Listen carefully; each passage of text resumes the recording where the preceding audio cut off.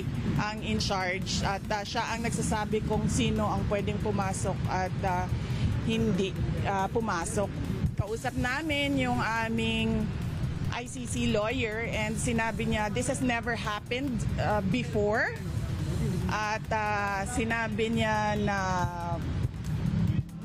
it's craziness. Nakikita naman natin kung ano yung ginagawa nila, na panggigipit nila. Hindi na tayo member ng ICC at noong final yung ICC complaints, out of time na sila. Ni-raise natin yan ilang beses, wala silang jurisdiction. Pero tayo lang sa buong mundo ang bayan o bansa na nagko-cooperate sa ICC. Para tayong doormat.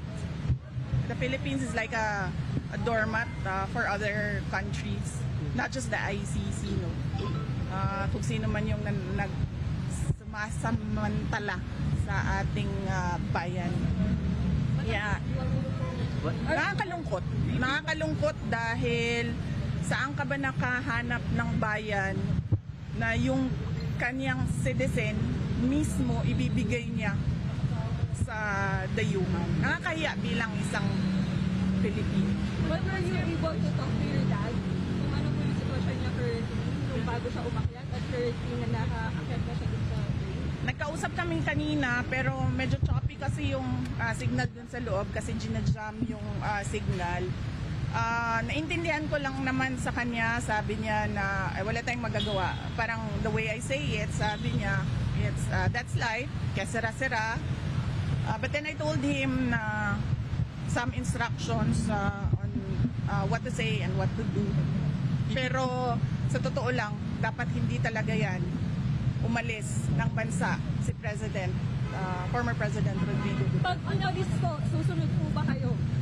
Yes, meron na pong arrangements kasi kailangan ko kausapin yung mga abogado doon kung saan man siya dalhin.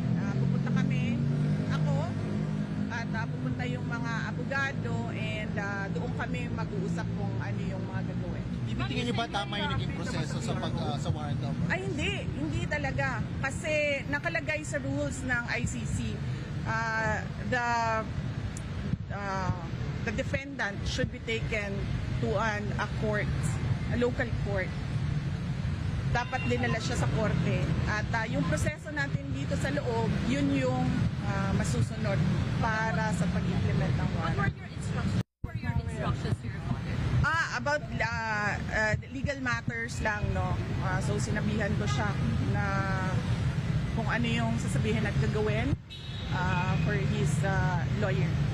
Hindi, ano pong plano niyo? Bakit po kayo nagpunta dito? Gusto niyo po ba sanang makausap din si father? Yeah, and then sinabihan ko din siya na wag tumanggap ng pagkain sa katubig kahit kanino. I understand nag-prepare sila ng go bag. Nag-usap kami kanina doon sa assistant handa ng go bag. So, Hindi kayo pinapasok? Ano pong plano niyo dito ngayon? Well, nag-aantay ako. Papasukin nila dahil gusto ko makausap personal. Mahirap kasi sa video call kasi choppy. Ginajam nila yung signal. Kailangan ko siya kausapin. Bibi Sara, sabi ni Attorney Raul Lambino, nagrenta daw yung TRO. Any update po dito? Wala po akong update sa temporary restraining order ng Supreme Court. But as I said, lahat ng mga tao dyan sa loob ng base at dyan sa airport, kung Pilipino ka, hindi ka papayag na ginagawa ito. Were you surprised? Did you tumakbo po were you surprised by this scenario, or is it something that you expected? The moment that I was still in the cabinet when this was mentioned, and the moment that I talked to the Justice Secretary, and then I noticed that he had very vague answers. We already started to prepare, but I have a different set of lawyers than President Duterte, so we have a book about what to do and all the research materials about ICC. So that is what we did, and then we shared our drafted petition. We had 2 for me. We shared it with the team of PRRD. VP, I know this may be a sensitive question, but have you reached out to the President himself No. regarding the matter? No, Why not? because the way that they are doing it right now, there's no talking to the president. Because it's very easy for him to say, do not turn him over to the ICC. You can detain him here, wherever in the Philippines, but do not send him wherever the ICC sends. You have a message to give. If ever na madala kayo sa Tarik si dating ako ni Marcos, kailan ko madala? Ay, siya, padala mo doon. Oh, sorry. Dating Pangulo na siya. Yes. Very soon. Ano? Very soon, why? Very soon. If ever Ano pong nadala message niya niyo ngayon kay sa Tarik, BBM? kailan ko kayo susunod? Okay. Well, nag-aantay. And then, immediately, pag pinilit nila kung ano yung gusto nila at hindi yung tama, susunod ako. Kasi kailangan ko kausapin yung mga abogado. Ma'am, very soon, why? Bakit why? Ha? Sa tingin niyo po ba nagiging personal na po? Oo. Very personal. Nakikita nyo naman. Nakapile sila ng impeachment ng ang basis nila is hearsay and gossip. So, it's very personal. At sabi nga ng lahat ng kumukwestiyon sa ginagawa ng administrasyon ngayon, this is a diversion from the failures to deliver good governance and decent public service to the Filipinos. Message po kay BBM. Wala akong message sa kanya. I don't think there's talking to a person who will allow a citizen to be turned over to foreigners. VP, can you confirm hindi pa kayo pinayagan pumasok or nagkita kayo ng clearance? Hindi kami pinayagan. Ilang beses na kami paalam, paulit-ulit. So, hindi kami pinayagan. What's your message to the critics of your father that he had it coming? There is no legal basis at all to turn over or to endorse the president, the former president, to ICC. So, wala silang, kung para sila sa justice at sa batas, walang batas dito eh. So, nasaan sila? So, does that mean na parang he had it coming even if hindi sumusunod sa batas? Kaya nga sabi ko kanina, diba? Sabi ko, gagawin nila kung anong gusto nila kahit hindi tama. Gagawin nila kung anong gusto nila kahit mali. Ma'am, tumanggilan po yung DFA. Sabi ng DFA, hindi sila nakikipag-usap sa ICC. Pero may issue, ma'am, na ang nasa likod daw po nito is si former Senator Trillanes. Well, siya yung nag-file. Diba? Siya yung nag-file ng complaints and siya naman yung nagbibigay ng updates about sa ICC. Lagi naman tayo ina-update ni Trillanes sa mga nangyayari sa ICC. So, yes, of course, siya din ang nasa likod nito. Ma'am, next move lang, sorry ha. Kasi crucial itong gabi nito, pag hindi may labas yung PRO, ano next move nyo? Wala. Hawakan ko ba yung bulong ng airplane na yan? How are you feeling now? Yes. Sinasabi ko lang sa inyong lahat, kung Pilipino kayo, huwag kayong pumayag na ang isang Pilipino ibigay sa mga dayuhan. Lalong-lalo na pag labas na sa batas yun.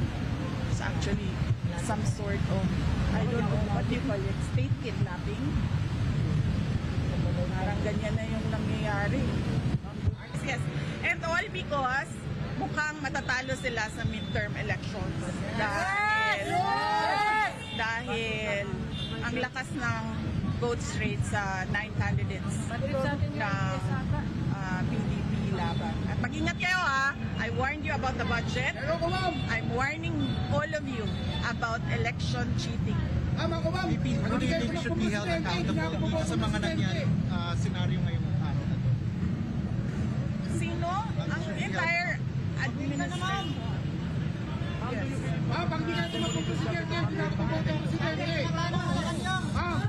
Yes. Kasi sobrang lakas ng black voting ngayon. Lumalakas at nag-snowball yung black voting ng 9 candidates ng PDP laban. At hindi lang yan. This is all about the 2028 elections. And I'm warning you, kung meron man 2028 elections. Nakita nyo na, diba? Sinimulan nila sa People's Initiative. Hindi sila nagtagumpay. Kasi umalma yung mga tao. Imagine mo, bibilhin yung pagkatao mo para sa kagustuhan nila na hindi umalis sa pwesto. Tapos, sumunod ay impeachment para tanggalin yung kalaban, posibleng kalaban. Ngayon, dahil lumalakas yung PDP block voting of 9 candidates, natanggalin nila si President Duterte. Kumusta po yung huling pag-uusap niyo po? Okay naman siya. Sinasabi niya kanina, sabi ko, nandito ko sa labas ng gate, hindi ako makapasok. Sabi ko, hindi kita personal na mabigyan ng instructions, pero tinext ko na, sabi ko, minessage ko sa kanila lahat na sino man yung nandun sa loob. Ano yung kailangan mong gawin. And then he said na, huwag ka na magantay dyan, umuwi ka na. So, hindi ko rin naman magawa na iwanan ng ating dating Pangulo. Hindi dahil tatay ko siya, pero dahil hindi ko matanggap na nagiging doormat tayo ng mga layuhan. I mean, ganito lang tayo, mga maliliit na mga tao kung ikumpara mo sa ibang bansa. Pero, alam mo yun, dapat may pride tayo ba? Dapat tayo kampi-kampi Pilipino. Ma'am, how is he taking this? Magkaisa tayo. Nagkausap kami kagabi. And he was okay naman. Sabi niya lagi, idaan lang sa legal. Idaan lang sa legal. Yun ang sabi niya. Kaya yung discussions din namin, legal. Okay, kumusta yung kalusugan? Kumusta yung kalusugan? Ano napag-usapan? Oh, yan ang hindi ko alam kasi kung ano yung kanyang mga gamot, ano yung kanyang mga health conditions. Ang pagkakaalam ko meron talaga siyang mga health conditions, kaya siya may nurse na kasama lagi. And then meron siyang mga gamot at meron siyang mga gadget na kailangan na kasama niya lagi. Then, pagkakarinig ko kanina, mataas yung sobrang taas ng blood sugar niya. Kaya nag-insulin sila. Ma'am, how true are the reports na nangingi daw po ng asylum si former President Duterte sa China and what was denied by? Wala. I was there in Hong Kong.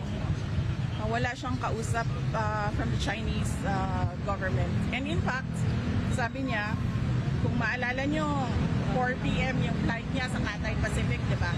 Sabi niya, agahan natin ng 7 a.m. Para makabalik na ako sa Pilipinas. That was willingly surrendering himself to the jurisdiction of Philippine authorities, not the ICC. Ma'am, habang lumalapit yung eleksyon, ma'am, tumitindi yung personal na panggigipit. Sa tingin nyo, babaliktad dito ang lahat? Kaya nga sinasabi ko kanina, sir, nandyan yung tao. I mean, tagalin man nila si former President Duterte sa equations at midterm elections. nandyan yung taong bayan at lumalakas yung block voting ng PDP 9 candidates. Pero sinasabi ko sa inyo kanina, mag-ingat kayo sa election cheating. Matindi ito. Ma'am, do you consider din po mga Since tapos na po yung alliance with President Marcos, may we know kung meron bang discussion before during the campaign kung pwede sa ganitong issue na to, kung you ask President Marcos meron bang promise na About the ICC? Yes. We did not discuss anything about the Were there ICC. discussions before this? No, with President Marcos, no. There were no discussions with President Marcos except that I wrote him a letter and then he replied regarding the ICC and that there will be no cooperation with the ICC. I will release that letter. How are you Ma'am, feeling kung now? How are you mag-Miguel feeling? Diaz, sino ba kasama niyo sa, sa plane? Ako hindi ko alam. Sorry. Alam ko lang yung mga hindi nakasama sa plane, nasa labas. Kasama si Kitty. Ang kasama. Nandoon si Kitty sa labas. Yes. And common law, kayo na sa labas. Yes, si Hanilet na nandoon din. Ma'am, how are you feeling now? Ito bang nakasama? I'm okay. Ano lang ako, kulang sa tulog dahil nagbiyahe kami kanina. Pero kumain ako kanina, huwag kayo mag-alala. Pero as Hindi Vice President, iinit ang ulo ko. as Vice President, hindi ko pinapayagan pumasok. Parang kung nagagawa yung you're supposed to have power here. Wala tayong magawa eh. Kung susunod sila sa yung Philippine National Police, kung susunod sila sa illegal na mga orders, wala tayong magagawa. Eh, yun yung desisyon ng Philippine National Police eh. Mag-implement sila ng illegal orders. That's what they did with Yusek Zalaika Lopez. So, it's not surprising that it is happening now. Ma'am, may mga balita na kayo daw po, dinadawit po kayo dito po sa issue ng ICC. Sa tingin niyo, ma'am, baka kayo na po ang next na president after this? Oo, sinabihan ako ng nanay ko. Sinabihan ako ng nanay ko, sabi niya, mag-ingat ka dahil ikaw ang susunod.